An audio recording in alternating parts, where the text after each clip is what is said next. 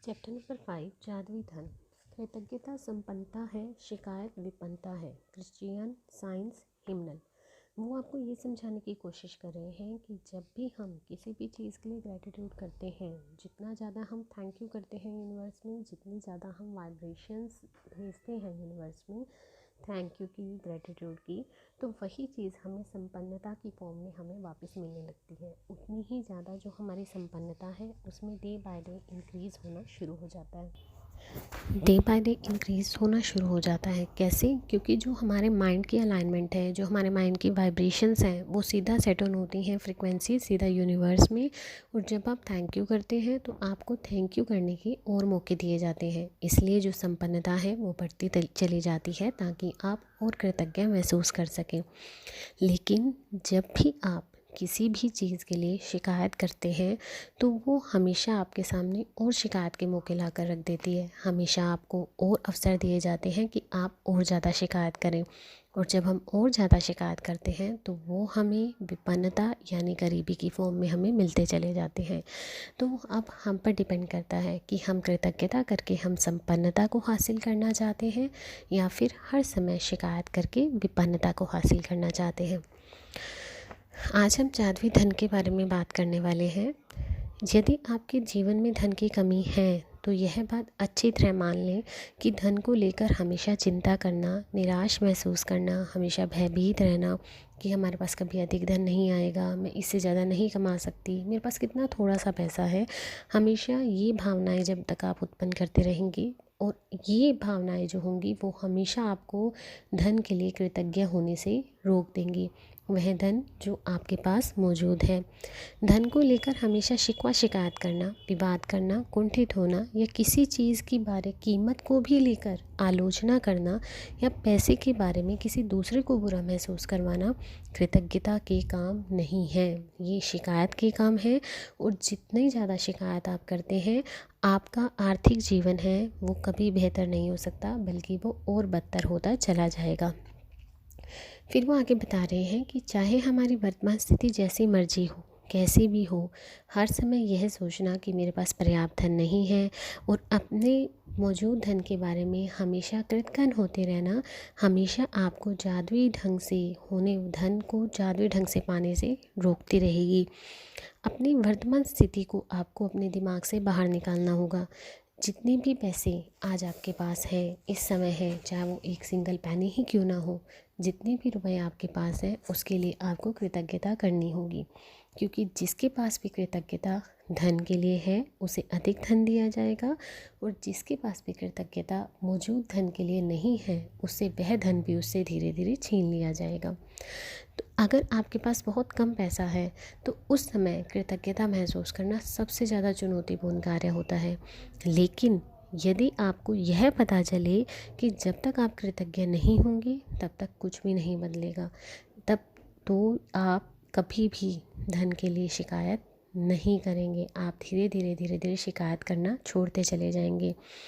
अब धन का विषय कई लोगों के लिए बहुत पेचीदा होता है, ख़ास तौर पर तब जब उनके पास पर्याप्त पैसे ना हों।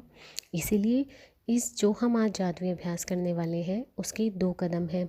2 कदमों में हम एक तो अपने जो पास्ट के जीवन में हमें धन मिला है उसके लिए हम कृतज्ञता महसूस करने वाले हैं, साथ ही जो धन हम चाहते हैं हम उसके लिए भी कृतज्ञता को महसूस करने वाले हैं। एक बात को हमेशा याद रखिए, जब भी आपसे अगर मान लीजिए कई बार बहुत से लोगों से क्वेश्चन पूछा जाता है कि आपके पास अगर धन नहीं है, क्या आपने कभी धन के लिए शिकायत की है? तो बहुत से लोगों का आंसर होगा नहीं। हमने धन के लिए बुरा कभी नहीं बोला, क्योंकि कौन से ऐसे लोग हैं जो धन नहीं चाहते अपनी ज़िंदगी में।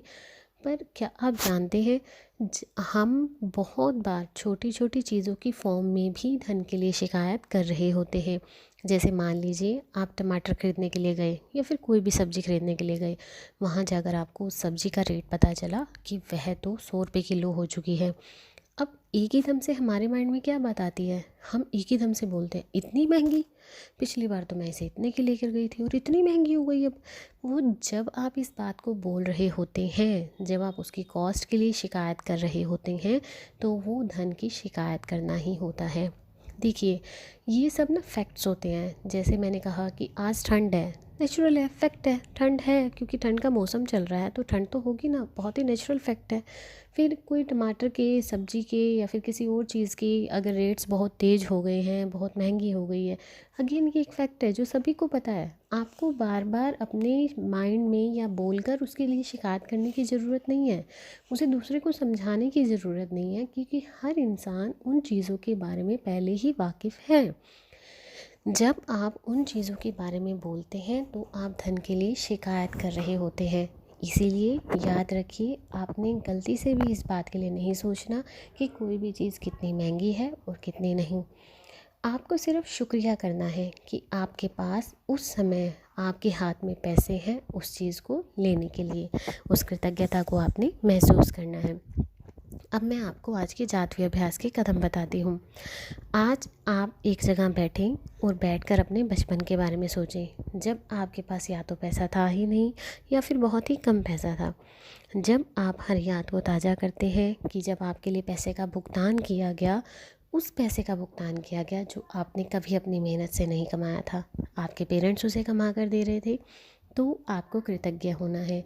अब मैं आपसे कुछ क्वेश्चंस करने जा रही हूँ। अगर इसमें से किसी भी एक क्वेश्चन का आंसर भी अगर हाँ में है तो आप आज उस सारे धन के लिए कृतज्ञ होंगे जो बचपन से लेके आज तक आपको दिया गया है। क्वेश्चन नंबर 1, क्या आपके पास खाने के लिए पर्याप्त भोजन था? ये आपके पास्ट में यानी कि बचपन से रिलेटेड क्वेश्चंस हैं। क्वेश्चन नंबर 2, क्या आप किसी मकान में रहते थे? क्वेश्चन 3, क्या आपको कई सालों तक शिक्षा मिली थी? क्वेश्चन नंबर 4, आप हर दिन स्कूल कैसे जाते थे? क्या आपके पास स्कूल की पुस्तकें, लंच या अन्य सभी आवश्यक चीज़ें थी? क्वेश्चन नंबर 5, बचपन में क्या आप कभी छुट्टियां मनाने किसी हिल स्टेशन या समुद्र तट पर गए थे? क्वेश्चन नंबर 6, बचपन में आपको जन्मदिन के सबसे रोमांचक उपहार कौन से मिले थे? क्वेश्चन नंबर 7, क्या आपके पास साइकिल, खिलौने या पालतू जानवर थे? क्वेश्चन नंबर 8, क्या आपके पास कपड़े थे जब आपका कद तेज़ी से बढ़ जाता था और कपड़े छोटे हो जाते थे? क्वेश्चन नंबर 9, क्या आप कोई फिल्म या मैच देखने गए थे, कोई वाद्य यंत्र सीखने गए थे या आपने अपने किसी शौक को पूरा किया था? क्वेश्चन नंबर 10, क्या आप स्वास्थ्य ठीक न होने पर कभी डॉक्टर के पास गए थे और दवाएं ली थी? क्वेश्चन नंबर 11, क्या आप दंत चिकित्सक के पास कभी गए थे? क्वेश्चन नंबर 12, क्या आपके पास अनिवार्य सामान थे जिनका इस्तेमाल आप हर दिन करते थे, जैसे आपका टूथब्रश, टूथपेस्ट, साबुन, शैम्पू? क्या आप कार में यात्रा करते थे? क्वेश्चन नंबर 12 है ये। क्वेश्चन नंबर 13, क्या आप टेलीविज़न देखते थे, फ़ोन करते थे, बिजली और पानी का इस्तेमाल करते थे? अब इसमें से किसी का भी जवाब अगर हाँ में है तो एक बात को याद रखिए, उस सारे धन के लिए कृतज्ञ हो जाइए जो बिना मेहनत के आपको दिया गया था, जो आपके ऊपर खर्च किया गया था। इन सारी चीज़ों के लिए धन की ज़रूरत थी और आपको ये सब मुफ्त में मिला था। आपको कितनी सारी चीज़ें मिली थी जो आपको घर बैठे बिठाए ही मिल जाती थी। तो इसीलिए हर चीज़ को याद कीजिए और हर याद के लिए कृतज्ञ हो जाइए, क्योंकि जब आप अपने पास्ट में मिलने वाले धन के लिए कृतज्ञ होते हैं, उसके लिए सच्ची कृतज्ञता महसूस करते हैं, तो भविष्य में आपका धन जादुई तरीके से बढ़ने लगता है, क्योंकि सृष्टि का नियम इसकी गारंटी देता है। अब दूसरा अभ्यास आपको क्या करना है, आज आपको एक नोट लेना है। वो नोट कितने भी रुपए का हो सकता है, 5, 10, 20, 50, 100, 500, 1000, 2000, कितने का भी आप उसे नोट को ले सकते हैं। अब आपने एक पेपर और पेन लेना है। इससे एक पेपर आपने एक स्टिकर पर आपने लिखना है, उस सारे धन के लिए धन्यवाद जो मुझे जीवन भर दिया गया है।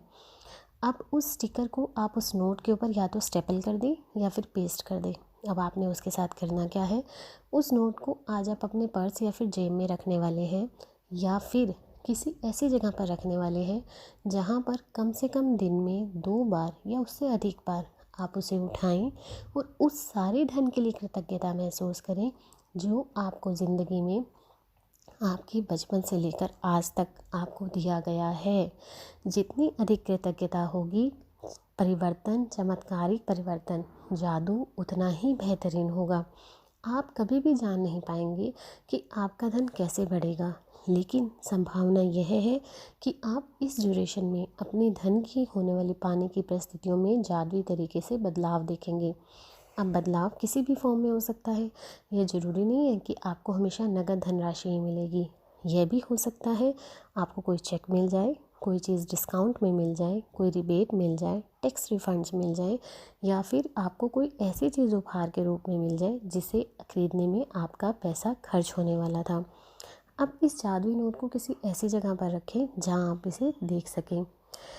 याद रखिए, यदि आप खुद को कभी ऐसी स्थिति में पाते हैं जहां आप धन संबंधी किसी चीज़ के बारे में शिकायत करने वाले हैं, तो उस शिकायत के बदले में एक क्वेश्चन पहले खुद से पूछिए, क्या मैं इस शिकायत की कीमत चुकाना चाहता हूँ?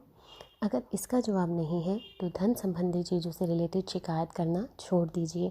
खुद से वादा कीजिए कि आपको कहीं से भी पैसा मिले, चाहे वो नौकरी की तनख्वाह हो, टैक्स रिफंड्स हो, रिबेट्स हो, डिस्काउंट्स हो, कोई भी गिफ्ट्स मिल रहे हैं आपको, या फिर किसी भी परिस्थिति में जिसमें आपके पैसे खर्च होने वाले हैं उसमें आपको कोई भी अच्छी चीज़ें मिल गई हैं, आप हर जो धन आपको मिल रहा है उसके लिए भी धन्यवाद बोलेंगे, जो धन आपके पास से जा रहा है आप किसी को दे रहे हैं उसके लिए भी धन्यवाद बोलेंगे। बहुत बार हमारे बच्चे हमसे बहुत सी चीज़ें मांगते हैं और हम उन्हें एक ही जवाब देते हैं, पैसा पेड़ पर थोड़ा ही लगता है। पैसा पेड़ पर नहीं लगता।